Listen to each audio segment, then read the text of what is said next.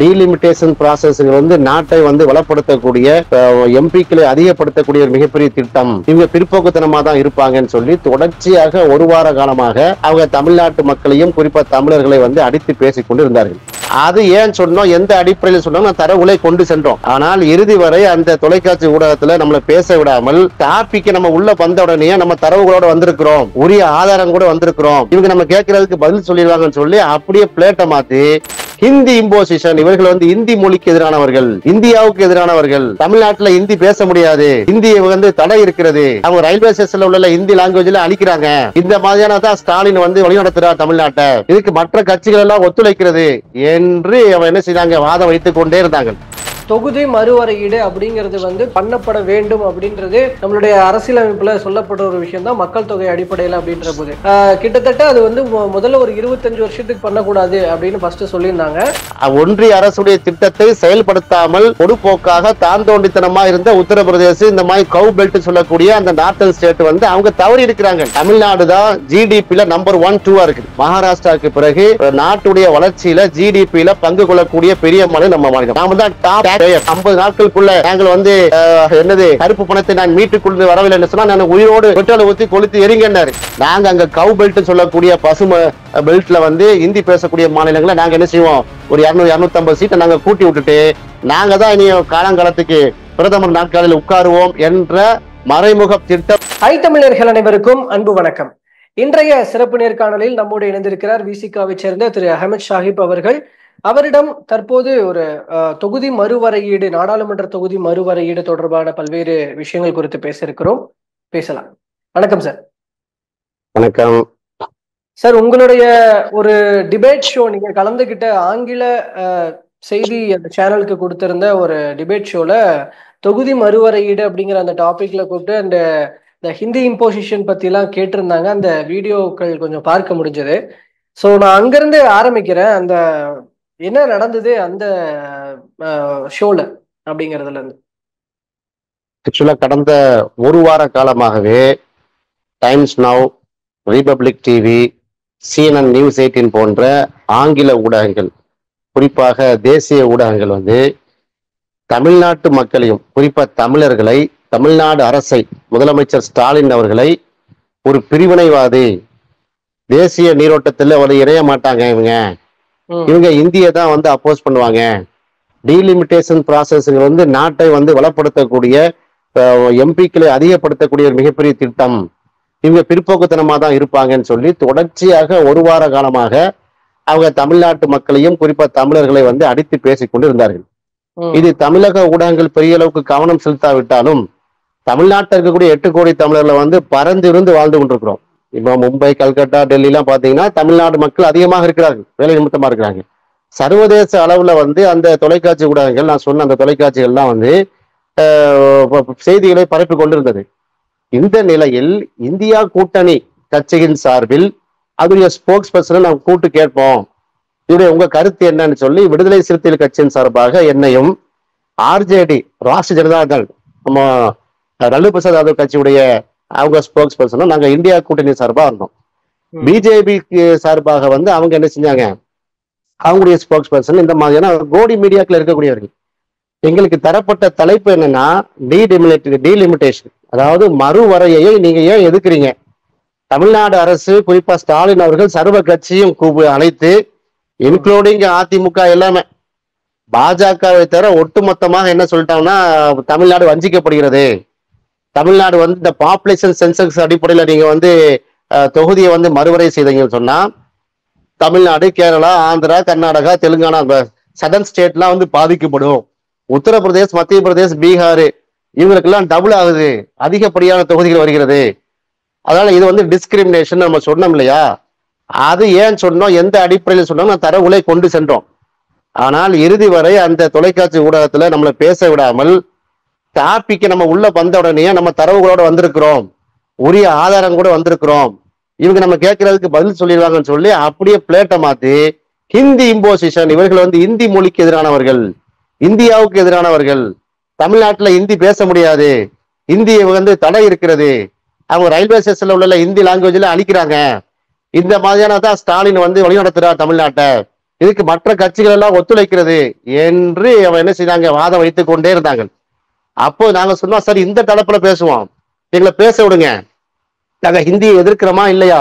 இப்ப நானே இன்னைக்கு ஹிந்தி பேச தெரியுமா, நான் கவர்மெண்ட் ஸ்கூல்ல படிச்சவன் தான், 5 லாங்குவேஜ் நமக்கு தெரியும்.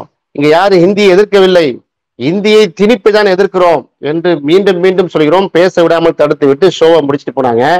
இது கொஞ்சம் வைரல் ஆயிடுச்சு.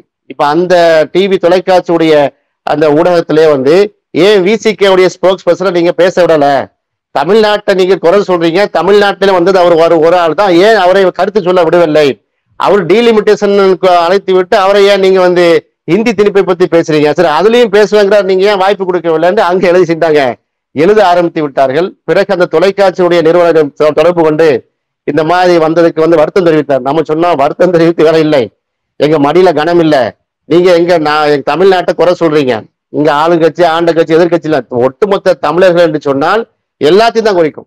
அது நீங்க அரசியல் கட்சிக்கு அப்பாற்பட்டு தமிழர்களை கேவலப்படுத்துற மாதிரி விஷயமாக அது இருக்கிறது. அப்ப நீங்க எங்களை டிபேட்னு அழைத்து வைத்துக் கொண்டு எங்க கருத்தை நீங்க கேட்கணும்ல. நீங்க தமிழர்கள் இந்தியாவுக்கு எதிரானவன் சொல்றீங்க, தமிழர்கள் இந்திக்கு எதிரானவன் சொல்றீங்க, தமிழ்நாடு ஒரு காலமும் வந்து இந்தியாவுடைய தேசிய நீரோட்டத்துல இணைய மாட்டாங்கன்னு ஒரு பாரதூரமான குற்றச்சாட்டை நீங்க சொல்றீங்க. அப்ப அந்த சொல்லுக்கு எனக்கு பதில் சொல்ல வாய்ப்பு தரணும்ல. அன்னைக்கு அந்த தலைப்பே கிடையாது, வேற விஷயம். இதான் நடந்தது. அதன் பிறகு வந்து மற்ற ஊடகங்கள் வந்து இது சம்பந்தமாக நம்மகிட்ட விளக்கம் கேட்டாங்க, நம்ம விளக்கத்தை நம்ம சொல்லியிருக்கிறோம். ஓகே, சோ அதுல அவங்க பேச கூப்பிட்டு ஆனா வந்து பேசாம பண்ண வைக்கிறதுக்கு இதுக்கு பின்னாடி ஒரு சதிதான் இருக்கு. இப்ப தமிழ்நாட்டை வந்து மற்ற மாநிலங்களுக்கு, குறிப்பாக வட மாநிலங்களுக்கு ஒரு எதிராளி போல மாற்றுவதுதான் அந்த ஷோவினுடைய நோக்கமாக நீங்க பாக்குறீங்களா? அப்படித்தான் அவங்களுடைய பேச்சு இருந்துச்சு. நீங்க அந்த லிங்கை உங்களுக்கு அனுப்பிச்சு வைக்கிறேன், அவங்க என்ன பேசுறாங்கன்னு பாருங்களேன். ஒரு மக்களால் தேர்ந்தெடுக்கப்பட்ட ஒரு முதலமைச்சர் ஸ்டாலின் அவர்களை பேரை சொல்லி அவர் படத்தை போட்டு ஒட்டுமொத்தமா இந்தியாவுடைய சட்டத்துக்கு முரணானவர் இவரு, இந்தியாவுடைய ஒற்றுமைக்கு எதிரானவர் அப்படின்னு சொல்லும் போது, முதலமைச்சர் ஸ்டாலின் எல்லாருக்கும் சேர்த்தா முதலமைச்சர், எனக்கு முதலமைச்சர், உங்களுக்கு முதலமைச்சர், முதலமைச்சரை சொல்வது வந்து அந்த அரசாங்கத்தை மட்டும் சொல்லவில்லை, அவர்கள் தமிழர்கள் என்று சொல்றாங்க, இவங்க இந்தியை படிக்க மாட்டாங்கிறாங்க. அப்ப நாம அந்த வாதத்தை நம்ம எடுத்து வைக்கிறோம். நாங்கள் இந்தி படிக்காமலேயே கடந்த 70 ஆண்டு காலமாக நாங்கள் கோலோச்சு கொண்டிருக்கோம் அந்த எஜுகேஷன் செக்டார்ல. நாங்க தான் நம்பர் 1ல இருக்கிறோம்.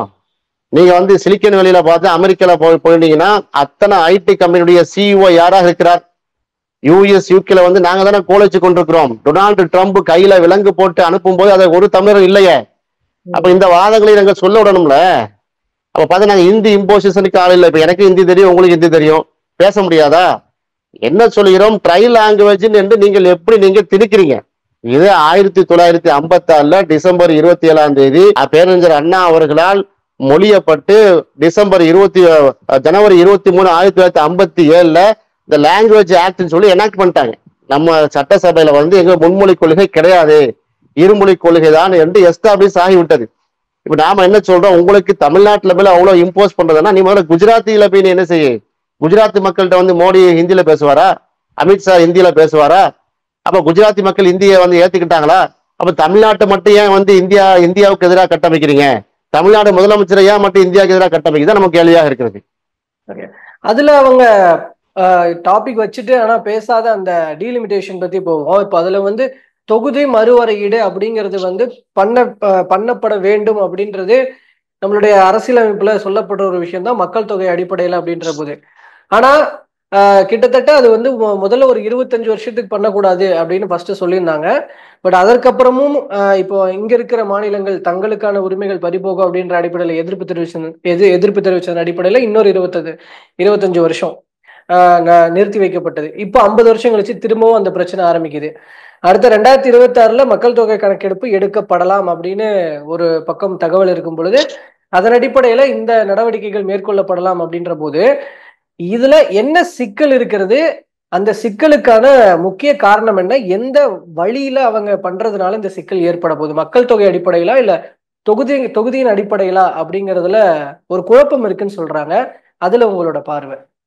இதுல 4 விதமான விஷயங்கள் இருக்கு. நீங்க ஒரு ரொம்ப ஆழமான கேள்வியை கேட்டிருக்கிறீங்க. உதாரணமாக நீங்க சொன்னீங்க ஒரு கான்ஸ்டியூஷன்ல ஆர்டிகிள் 81 நீங்க சொன்ன கருத்து இருக்கிறது. அந்த ஆர்டிகிள் 81 என்ன சொல்லுதுன்னா, அதாவது number of parliament seat allotted to the state must be so that the proportion of number of the actual vote is just as a consistent of possible across all state. அதாவது number ஆஃப் அந்த MP தொகுதிகள் வந்து ஒதுக்குறது வந்து number of ஓட்ஸை வைத்து, population census எடுத்த பிறகு number of ஓட்ஸை வைத்து தான் என்ன செய்யணும், செப்பரேட் பண்ணணும்னு சொன்னாங்க. இது 1971 நடத்தப்பட்ட அந்த சென்செக்ஷன் அடிப்படையில், மக்கள் தொகை கணக்கெடுப்பின் அடிப்படையில் ஒரு 45 கோடி மக்கள் இருந்தாங்க இந்தியாவில். 543 ஃப்ரீஸ் பண்ணாங்க. அது இந்திரா காந்தி அம்மையார் வந்து 76 வந்து இதற்கு மேல நம்ம ஒரு 25 இயர்ஸுக்கு என்ன செய்வோம், அந்த ஃபேமிலி பிளானிங்லாம் நம்ம அப்ளை பண்ணுவோம். அதுல ஓரளவுக்கு நம்ம என்ன செய்யணும், பாப்புலேஷன் வந்து மக்கள் தொகை கட்டுப்பாட்டுக்குள் வந்துவிடும், அதன் பிறகு தொகுதி மறுசீரமை பண்ணுவோம் என்று சொல்லி அது காலாவதியாகி 2001 திரும்பவும் அடல் பிகாரி வாஜ்பாய் அவர்கள் வந்து பிரதமராக இருக்கும்போது இதே பிரச்சனை வருது. இப்ப உள்ள 2025 உள்ள என்ன பிரச்சனை வருதோ அதே அந்த பிரச்சனை 2001 டிஸ்கஸ் பண்ணப்படுகிறது. அப்ப வாஜ்பாய் அவர்கள் சொல்றாரு 543 மாற்ற வேண்டாம், இன்னும் ஒரு 25 இயர்ஸ் நம்ம தள்ளி போடுவோம்னு சொல்லித்தான் இப்ப 2026 நிறைவேறுது. இப்ப இதுல என்ன பிரச்சனைன்னா, நம்ம பாப்புலேஷன் சென்சஸை வச்சு நாம தொகுதிகளை பிரித்தாம் என்று சொன்னால் உத்தரப்பிரதேசத்துக்கு பாத்தீங்கன்னா 11 தொகுதி வந்து எக்ஸ்ட்ரா வரும். ஏன், அவங்க வந்து ஃபேமிலி பிளானிங் வந்து சரியா செய்யவில்லை. தமிழ்நாடு, கேரளா, ஆந்திரா, கர்நாடகா, தெலுங்கானா இந்த மக்கள் நம்ம சவுத் ஸ்டேட்ல பாத்தீங்கன்னா ஃபேமிலி பிளானிங், குடும்ப கட்டுப்பாட்டு செய்து மக்கள் தொகையை நம்ம திறம்பட கட்டுப்படுத்திருக்கிறோம். அப்ப அதான் நமக்கு மக்கள் தொகை பெருக்கம் இல்லை. ஒயில் கம்பேரிங் வித் உத்தரப்பிரதேசம், மத்திய பிரதேசம், பீகாரை கம்பேர் பண்ணும்போது நமக்கு என்ன இல்லை, அந்த அளவுக்கு மக்கள் தொகை இல்லை. இப்ப அவங்க என்ன சொல்றாங்கன்னா, உத்தரப்பிரதேசத்துல 25 லட்சம் பேர் இருக்காங்க ஒரு எம்பி தொகுதியில. அப்ப அவங்க எப்படி ஒரு எம்பி எப்படி இருக்கலாம் என்று கேட்கிறார்கள். இது திஸ் இஸ் தயர் ஃபால்ட், அவங்களுடைய தப்பு. இது ஒன்றிய அரசுடைய திட்டத்தை செயல்படுத்தாமல் பொதுப்போக்காக தான் தோண்டித்தனமா இருந்த உத்தரப்பிரதேசம், இந்த மாதிரி கவு பெல்ட் சொல்லக்கூடிய அந்த நார்த்தன் ஸ்டேட் வந்து அவங்க தவறி இருக்கிறாங்க. நாம சரியா செஞ்சிருக்கோம் தமிழ்நாடு. அப்ப நமக்கு தானே ரிவார்டு தரணும். நீங்க சரியா செஞ்சிருக்கிறீங்க, மக்கள் தொகையை கட்டுப்படுத்திருக்கிறீங்க. நீங்க வந்து 1971 வந்து 3.5 கோடியா இருந்தீங்க, 4 கோடி மக்கள் தொகையா இருந்தது தமிழ்நாட்டுல. உங்களுக்கு 39 சீட்டை ஒதுக்கியிருக்கோம், இப்ப 8 கோடியாக இருக்கிறது, வெல் டன். நீங்க ஒரு 80 சீட்டை வச்சுக்கணும், அப்படிதான் சொல்லணும். அப்படி சொல்லாம எப்படி சொல்றாங்கன்னா, தமிழ்நாட்டுக்கு வந்து 31 குறைத்து விடுவோம், 39 8 சீட்டு. இல்ல, அதுக்குதான் இது பத்தி முதல்வர் மு.க. ஸ்டாலின் அவர்கள் கடிதம் எழுதும் பொழுது அதற்கு பதில் தெரிவிக்கும் வகையில் அமித்ஷா சொன்ன விஷயம், இதுல வந்து கண்டிப்பாக தமிழ்நாட்டிற்கு வந்து எந்த மக்களவை தொகுதி வந்து குறையாது அப்படிங்கிறத குறிப்பிட்டிருக்கிறாங்க இல்லையா. இப்ப இருக்கிற 39 குறையாது அப்படிங்கிறத குறிப்பிடுறாங்க. அப்ப அதை தாண்டி என்ன, அதுதான் நாம சொல்றோம். அமித்ஷா என்ன சொன்னாருன்னா, அவர் வந்து சொல்றாரு, அதாவது கடந்த புதன்கிழமை இதுக்கு வரும் கோயம்புத்தூருக்கு வரும்போது இந்த விஷயத்தை சொன்னார்.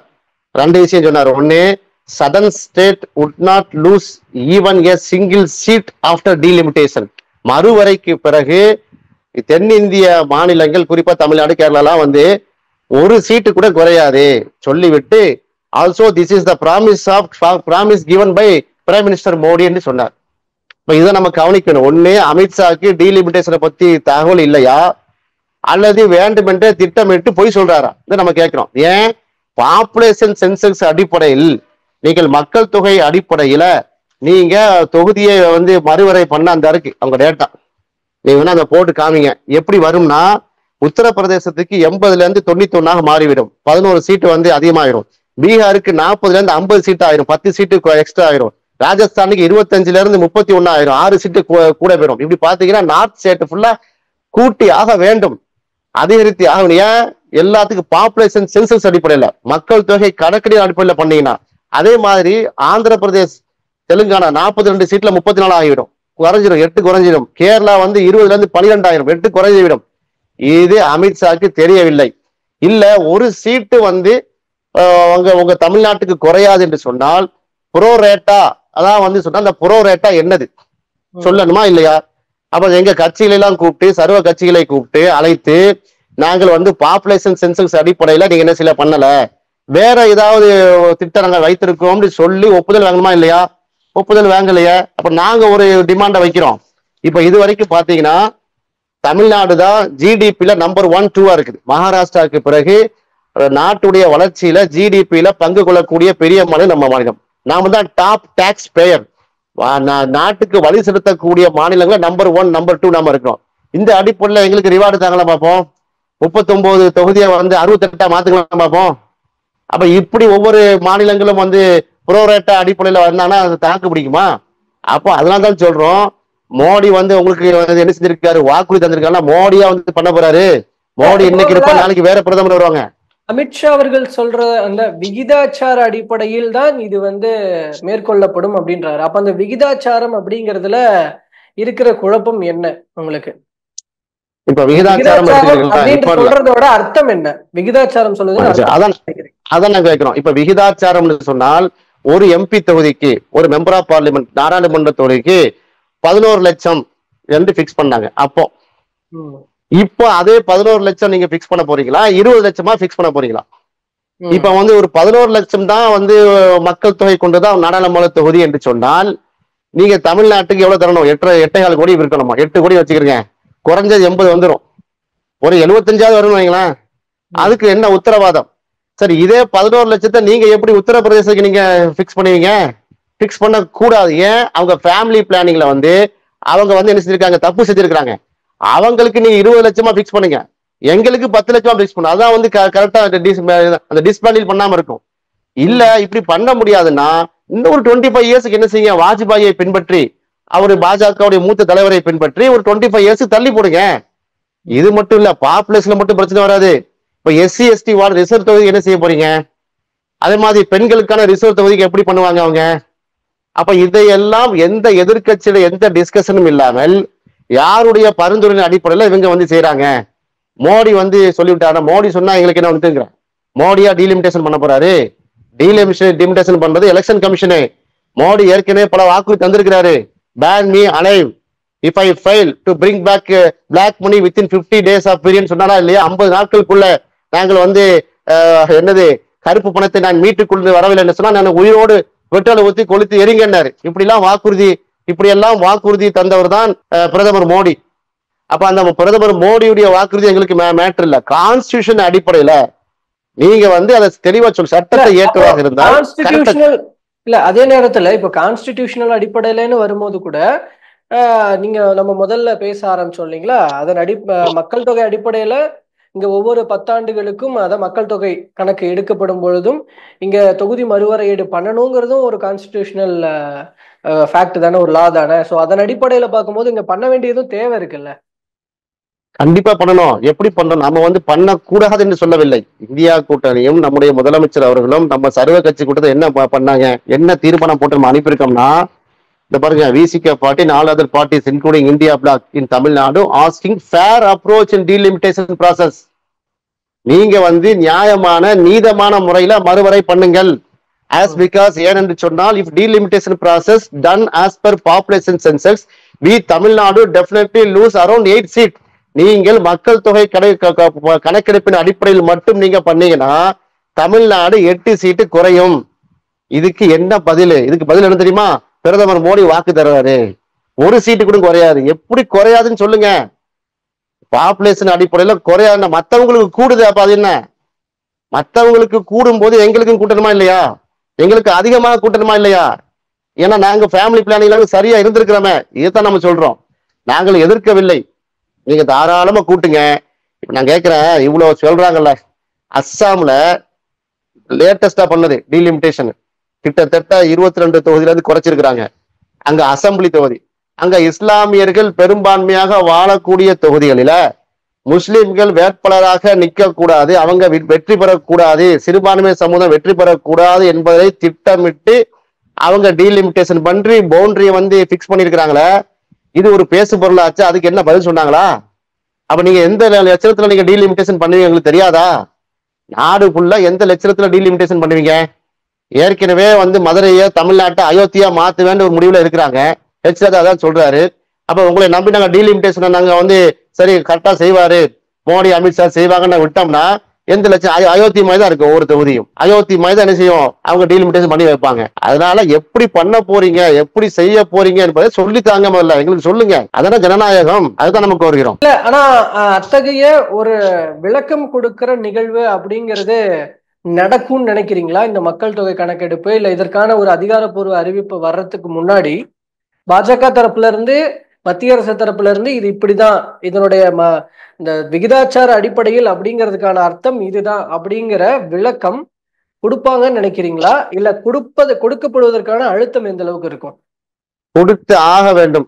கொடுக்கவில்லை என்று சொன்னால் தான் தோன்றித்தனமாக வந்து அதிபர் ஆட்சியை வந்து இவங்கள் வந்து நம்ம மீது திணிக்கிறார்கள். எப்படி இந்தி மொழியை திணிக்கிறார்களோ, 250 மொழியை அழித்து விட்டார்களோ, அது போல வந்து இந்த விகிதாச்சார அடிப்படையை மேல திணிச்சு அங்க நம்ம தெற்கே இருக்கக்கூடிய பாஜகவுக்கு எதிராக மனநிலைமை கொண்ட தமிழ்நாடு, கேரளா உள்ளிட்ட தென் மாநிலங்களுடைய அந்த பிரதிநிதித்துவத்தை குறைப்பார்கள். அதுக்கு டிஸ்கஷன்லாம் வைக்க மாட்டாங்க. நமக்கு தெரியும், ஏற்கனவே 1000 சீட் அங்க வந்து போட்டு வச்சிருக்காங்க.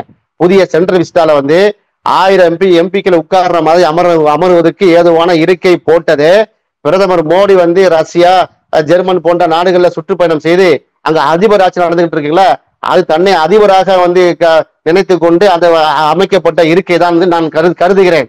இன்னும் சொல்ல போனா இவங்களுக்கு அதீத பற்றும் இந்த டீலிமிட்டேஷன் மீது இந்த பிஜேபி உடைய அந்த ஒன்றிய அரசுக்கு அதீத பற்றுதலும் அதீத பாசமும் இருக்குது. நமக்கு சந்தேகத்தை வலுப்படுத்துறது.